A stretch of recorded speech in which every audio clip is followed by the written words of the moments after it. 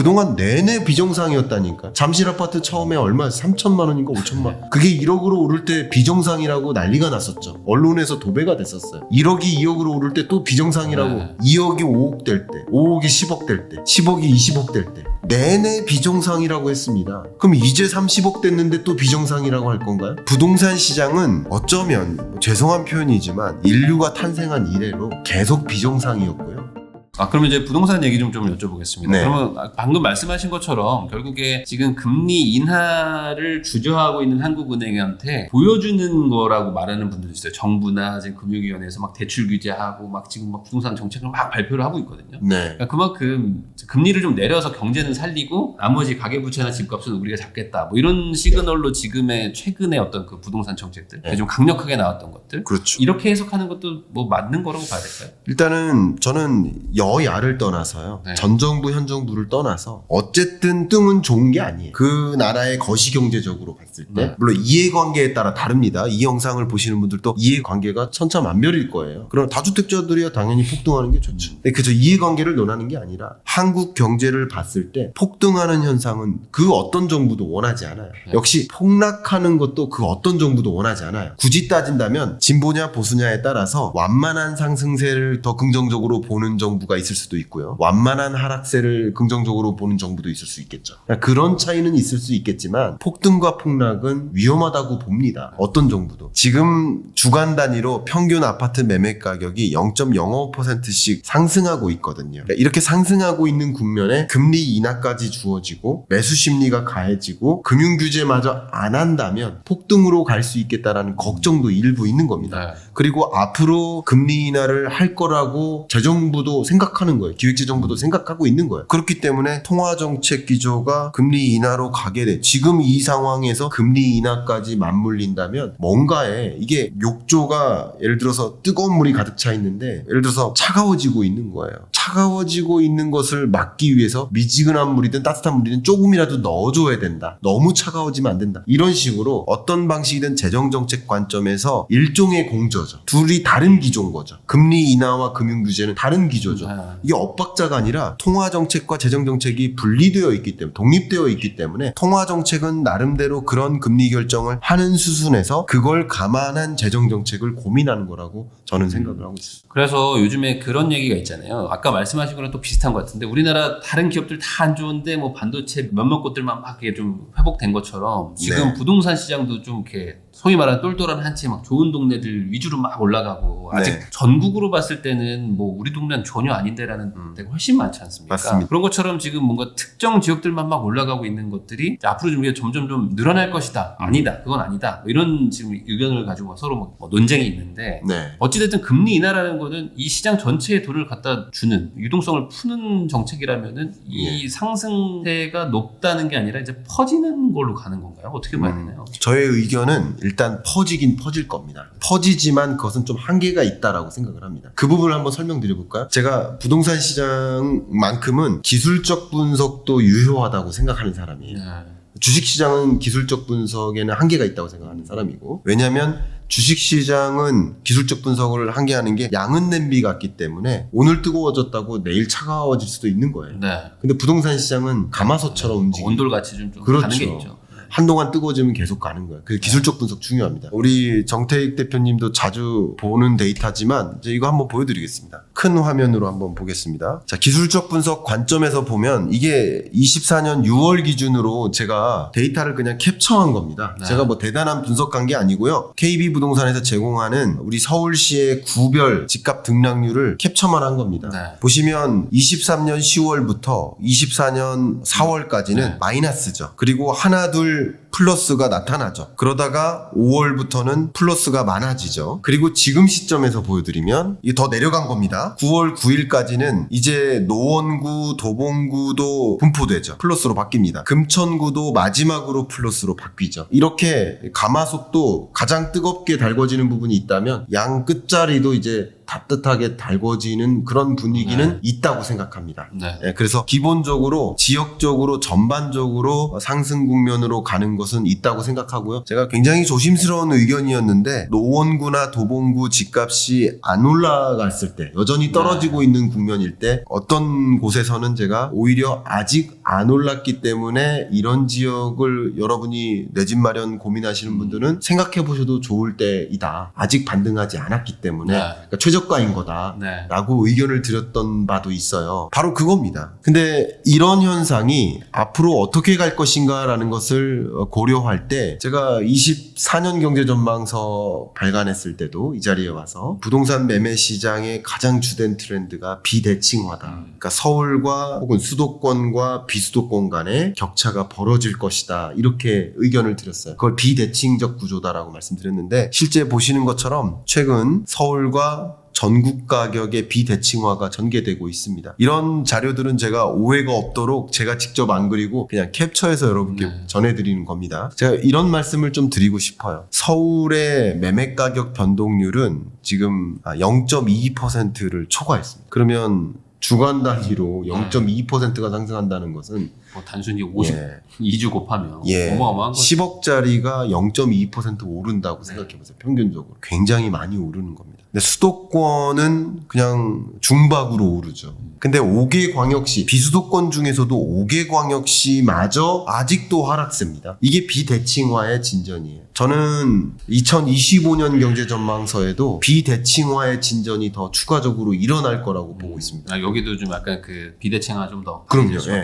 왜 이렇게 보느냐? 물론 상승하는 그 지역들이 더 많아질 겁니다. 하락하다가 상승하는 국면으로 바뀌는 지역들은 많아질 거예요. 그러나 계속 하락세에서 플러스로 돌아서지 못하는 지역들이 상당히 많이 있기 때문에 책에서는 이 자료를 제시했는데 지방소멸 위험 지역입니다. 이런 지역들이 더 늘어나요. 그리고 지방소멸은 추가적인 지방소멸을 야기해요. 왜냐하면 인력이 줄어요. 중소기업이 떠나요. 떠나니까 인력이 또 이탈해요. 이것도 일종의 항복점을 이제 넘어간 거죠. 항복점입니다. 그래서 제가 항복점이라고 했습니다. 지방 소멸은 예를 들어서 학생 수가 없어요. 그럼 학교가 통폐합돼요. 그러면 나머지 있던 학생들도 어디론가 이동해요. 이해가시죠? 이게 지방 소멸은 굉장히 위험한 일이지만 또 다른 지방 소멸을 만들어요. 그래서 굉장히 많이 수도권 인구 집중을 야기할 겁니다. 그리고 현 정부의 정책 기조도 잘 한번 들여다보시면 수도권 집중화를 유도하는 정책 기조예요. 반도체 클러스터 조성이라든가 GTX 조성이라든가 또 예를 들면 그린벨트 해제를 할지 안 할지 모르겠지만 해제를 해서라도 주택에 추가 공급을 한다든가 이게 수도권 집중화를 또 추가적으로 야기하는 정책이에요. 이게 맞물리니까 비대칭화가 진전된다라고 표현을 했는데 진전된다는 표현에 있어서 제가 강하게 말씀드릴 것은 많은 분들이 아니 인구 감소하는데 무슨 집값이 오를 수 있어요 라고 의견을 주셔요. 그것에 대한 설명을 드리려면 또 1시간 가는데 짧게 이 얘기는 해드리고 싶습니다. 한국의 인구는 감소하는 게 맞아요. 수도권 인구도 감소할까? 그 부분 보여드리겠습니다. 수도권 인구는 줄지 않습니다.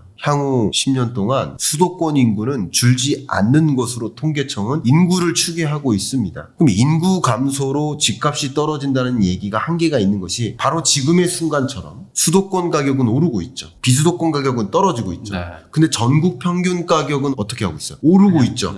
그만큼 수도권 매매 가격의 상승세가 기여도가 높다는 뜻이에요. 그러면 저는 평균 가격을 전망하는 사람이니까 비수도권의 가격이 떨어지는 한이 있어도 수도권 가격이 오르는 현상이 있다면 이것은 가중평균을 해야 되겠지만 평균 가격은 오르는 흐름을 피하기 어렵다라고 의견을 드리는 거예요. 그런 관점에서 의견을 드린다면 비수도권의 인구 감소, 비수도권의 지방소멸 지역을 중심으로 가격의 반등이 어렵고요. 투자자나 내 집 마련 수요가 맞물리기가 어렵고요. 지방 같은 경우는 소멸 위험 지역 같은 경우는 근데 수도권의 경우에는 추가적인 인구 집중이 야기되기 때문에 수요가 뒷받침되고요. 그래서 수도권 가격은 이런 상승 흐름에 더 강한 상승 흐름을 견인할 것이다 라고 보고 있고요. 추세적으로 봐도 인구가 감소하고 우리보다 먼저 초고령 사회에 진입한 나라들 한번 생각해 보세요. 인구 감소로 집값이 전체적으로 떨어진 게 아니라 지역별로 차별화됩니다. 인구가 과밀화되고 집중화되는 현상은 더 추가적으로 야기돼요. 그런 대도시나 수도권 지역의 경우에는 가격 상승 흐름이 더 야기되고요. 비수도권의 경우에는 더 추가적으로 조정됩니다. 그러니까 그럼 선례, 인구 관점에서 본 부동산 시장도 선례들을 한번 보십시오. 평균 가격이 떨어진다, 오른다 이게 중요하기보다는 오히려 비대칭화라는 부동산 시장의 트렌드를 좀 생각하시고 이 부동산 트렌드 하에 적절한 의사결정을 내리기를 추천드리고 싶은 그런 의견입니다. 사실 이 문제를 뭐 해결이 되면 제일 좋겠지만 네. 해결이 안 될 수도 있다는 게 뭐 확률이 높다면 이 안에서 어쨌든 현실적인 뭐 선택들을 해야 되는 거니까. 그렇죠. 근데 이제 그게 오히려 이제 이런 거를 또 역설적으로 가속화시키기도 하고. 그렇죠. 그러니까 이게 참 문제이긴 하지만 그렇다고 뭐 이게 안 좋아지는 지역에 계속 가지고 있으시면 언젠가는 해결됩니다라고 막연한 희망을 줄 수도 없는 거라서 결국에 이제 지방과 수도권 또 이제 서울 간의 또 격차들은 점점 더 벌어질 수밖에 없다. 맞아요. 이렇게 좀 정리를 할 수 있겠네요. 네.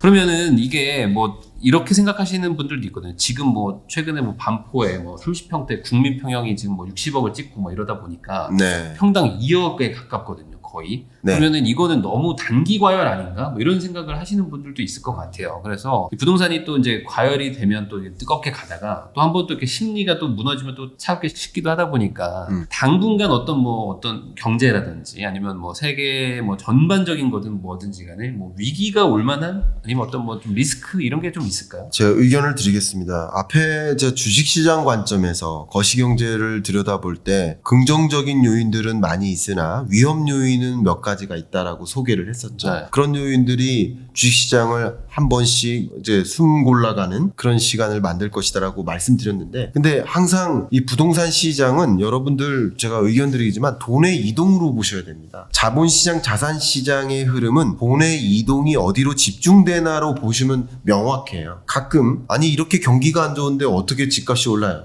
소득이 안 느는데 누가 집을 산다는 말입니까? 여러분 제가 아까 말씀드렸죠. 경기와 부동산 경기는 다른 거고요. 전혀 다른 거고요. 또 재밌는 건 이건 돈의 이동이에요. 경기가 안 좋으니까 돈이 더 부동산 시장으로 이동하는 경향도 있다라고 아까 설명을 드렸죠. 네. 그리고 또 두 번째, 소득이 안 느는데 어떻게 집을 삽니까? 이렇게 말씀하셨는데 죄송한 표현이에요. 죄송한 표현입니다만 지금 1년 동안 소득이 늘기 때문에 내가 집을 살 수 있어요가 아닙니다. 지금 우리나라 PIR, 서울의 PIR이 10배가 넘죠. 그러면 연봉을 10년 동안 한 푼도 안 써야 그 집값이 돼요. 물론 10년 동안 그 집값이 그 자리에 있으리라는 법은 또 없는 거지만, 그럼 10년 안에 사는 것은 소득을 모아서는 불가능한 일이라고 생각해 볼 수 있어요. 근데 10배나 차이 나는 이 집값을 소득이 늘어서 지금 집을 살 수 있는 여건이 생긴다고 가정할 수 있을까요? 그동안에 모인 자산이 어디서 어디로 이동하느냐에 따라서 매매 가격이 결정되는 거예요. 그거 굉장히 중요한 표현입니다. 그런 관점에서 여러분 생각해 주시는 걸 추천드리고요. 또 이런 말씀을 종종 하시죠. 이 방송에서 이 집값이 정상입니까? 이 비정상인 거 아닙니까? 60억짜리 아파트가 그게 정말 정상입니까? 이렇게 말씀하시죠. 근데 한번 가만히 부동산 시장을 생각해 보세요. 그렇게 치면 정상이었던 부동산 시장이 있었는지 그 질문을 드립니다. 그동안에 비정상이었다면 그럼 앞으로 이제부터는 정상화될 거라고 가정하실 건가요? 부동산 시장 비정상입니다라는 그 주장은 굉장히 멋있는 표현이고요. 저도 그런 표현 하고 싶어요. 그러나 제가 정치인도 아니고 정책 의사결정자도 아니고 경제를 전망하고 부동산 시장을 전망하는데 정상입니까? 라는 표현은 멋있을지 모르지만 전망하는 데는 하등의 도움이 안 돼요. 왜냐면 그동안 내내 비정상이었다니까. 잠실 아파트 처음에 얼마였어요? 3천만 원인가 5천만 원. 그게 1억으로 오를 때 비정상이라고 난리가 났었죠. 언론에서 도배가 됐었어요. 1억이 2억으로 오를 때 또 비정상이라고. 2억이 5억 될 때, 5억이 10억 될 때, 10억이 20억 될 때 내내 비정상이라고 했습니다. 그럼 이제 30억 됐는데 또 비정상이라고 할 건가요? 부동산 시장은 어쩌면 죄송한 표현이지만 인류가 탄생한 이래로 계속 비정상이었고요. 너도 나도 그런 탐욕과 혹은 너도 나도 그 굉장히 강한 신축과 좋은 어떤 집에 살고자 하는 그 욕심이 반영되어 있는 비정상화된 시장이고, 앞으로는 정상화될 것이라고 보지 않고 저는 앞으로는 더 비정상화될 거라고 생각합니다. 왜냐하면 많은 하락론자 분들도 주장하시듯이 부동산 시장이 투자화되고 있다 라고 이야기하잖아요. 투자화되고 있다는 얘기는 더 비정상화 될 것이라고 가정하는 게 맞을 겁니다. 그렇기 때문에 정상적인 게 맞습니까? 우리나라의 저출산 현상, 이런 현상 속에서 집가격은 떨어져야 합니다. 저도 그렇게 생각해요. 집가격이 떨어져야 합니다. 비정상입니다. 이게 전망을 하는 데는 도움이 안 됩니다. 그거는 정책 기반자들이, 정치인들이 어떤 방향으로 우리 경제가 가도록 유도해야 된다라는 방향성을 설정할 때 생각해야 될 주제인 거고요. 저는 항상 경제를 전망하고 부동산 시장을 전망하는 사람으로서 그런 논의는 전망 테이블에는 놓여져서는 안 된다. 댓글로도 구독자분들께 도움이 되지 않는 댓글인 거라고 저는 생각을 합니다. 그러면은 이제 말씀하신 것처럼 그건 돈의 이동을 봐야 된다고 하셨는데, 그러면 24년 말, 뭐 25년, 지금 앞으로는 약간 부동산 쪽으로 보면 돈이 몰린다라고 봐야 될까요? 지금 뭐 국장, 소위 말하는 이제 한국 주식 하시는 분들도 이제 주식에서 돈 빼가지고 이제 부동산 가야 된다, 뭐 이런 얘기 하시는 분들도 있거든요. 네, 저는 그렇게 생각합니다. 돈이 조금 더 부동산 시장으로 몰립니다. 그러니까 US exceptionalism, 미국 예외주의가 25년까지 갑니다. 미국은 뭐 무슨 경기 침체야 하는 일들이 계속 나올 거예요. 그만큼 1.9% 수준의 미국 경제 성장률은 나름 괜찮은 거예요. 미국 경제치고 GDP 1위 국가입니다. 워낙 크니까. 그 항공모함이 1.9%로 달리는 거예요. 우리나라처럼 소형 선박이 1.9%로 달리는 거랑은 비교가 안 됩니다. 그러니까 그렇게 생각해 봤을 때 미국으로의 쏠림 현상, 이런 현상은 더 있고요. 우리나라가 단기적으로 주식시장에서 뭐 MSCI 선진국 지수에 진입할 가능성 적어도 한 몇 년 안에는 없습니다. 지금부터 뭔가 후보에 오른다 하더라도 몇 년 안에는 불가능한 일인 거예요. 예를 들어서 뭐 그 밖에도 여러 가지 뭐 정치권에서 논의되고 있는 금투세를 어떻게 한다, 이런 논의가 있을 만큼 우리나라 주식시장에서 떠나는 경우가 더 많아요. 국민연금조차 한국에 투자하면 안 된다.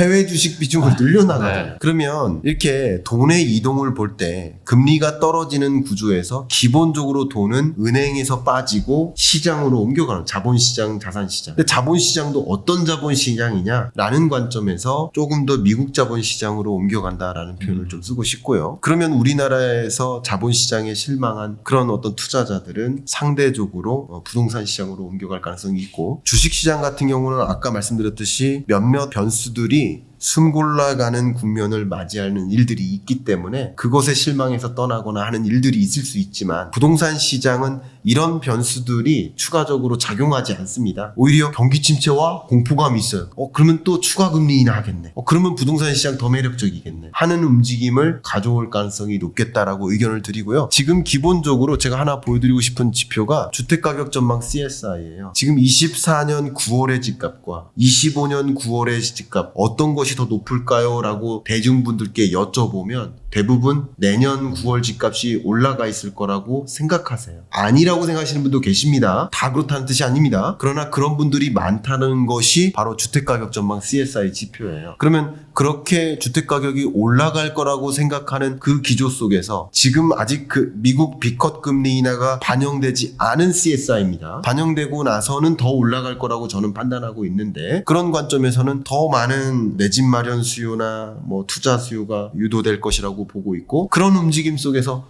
나만 이런 기회에서 예외되면 안 돼 하는 포모 현상까지도 맞물려서 조금 더 추가적으로 대출에 의존해서라도 주택가격 상승에 따른 자산가치 상승폭이 내 이자 부담보다는 커지겠네 라는 생각, 특히 변동금리 대출이나 고정금리라도 갈아타기의 기회라든가 이런 것까지 생각해서 그런 움직임을 가져갈 것이라고 저는 생각하고 있습니다. 그럼 마지막으로 또 2025 또 피벗의 시대 2025년 경제 전망 또 이렇게 책도 써주셨는데, 2025년에 투자를 하는 사람들은 뭐 어떤 마음을 가져야 된다. 뭐 마지막 조언 한마디 해주시면 좋을 것 같습니다. 네, 짧게 말씀을 드리면 이렇습니다. 제가 매년 경제 전망서를 쓰는 이유는 먼저 경제를 한번 들여다보시고 앞에 펼쳐질 경제 속에 어떤 위험 요인들이 있을까, 지금까지 말씀 나눴던 또 어떤 기회 요인들이 있을까, 돈은 어떤 방향으로 이동할까, 이런 먼저 2025년의 그림을 한번 청사진을 그려보십사 좀 추천을 드리고 싶은 거고요. 첫 번째, 그렇게 그려볼 때 나 그런 위험 요인들이 있다면 잘 극복해야지 우회해야지. 반대로 기회 요인들이 있다면 내가 그 기회를 포착하기 위해 준비해야지. 그러니까 준비된 나를 만들자라는 말씀입니다. 그래서 여러분들이 오늘 영상을 통해서 혹은 또 이 책을 통해서 준비된 나를 만드는데 좀 도움이 되시기를 좀 바라는 마음으로 의견 드리겠습니다. 네, 항상 전망이라는 게 뭐 참 어렵긴 하죠. 그리고 또 변수도 워낙 많기 때문에 이게 참 쉽지 않은 일이기도 하지만 또 항상 또 이렇게 경제 전망서를 또 쓰시는 것 자체가 또 어찌 보면 또 독자나 아니면 시청자분들이 또 조금이라도 좀 좋은 선택을 할 수 있게 그렇죠. 정보를 좀 제공을 잘 정리해서 해주신다.